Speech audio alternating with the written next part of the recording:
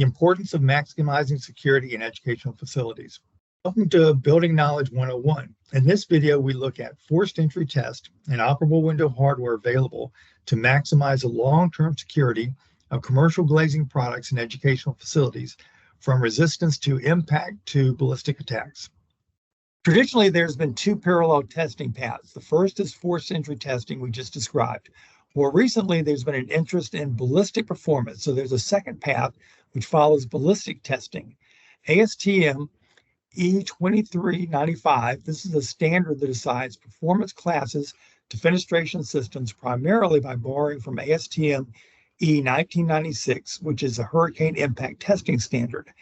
ASTM F1233, this is a traditional ballistic rating specification, which you will find a number of weapon types and projectile velocities to quantify a performance level.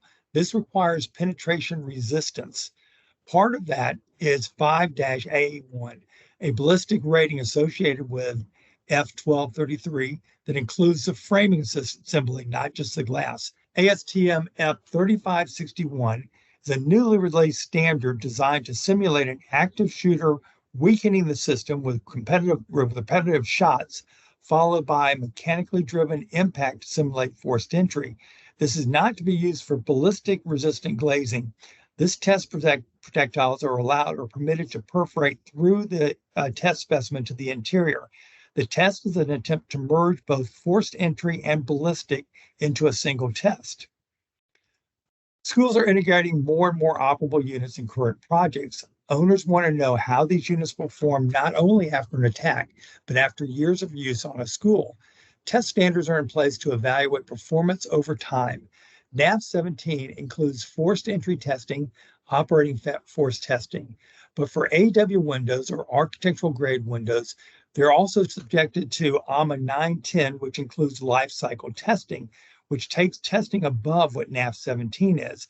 It includes air, water, and structural testing, then misuse testing, followed by cycle testing, thermal testing, all to demonstrate how the unit will perform over time.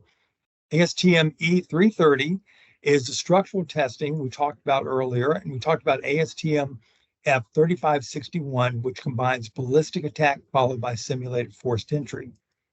That is all we have time for in this video. If you'd like to watch more of our 101 video series, subscribe to our YouTube channel, Kawneer Company, Inc.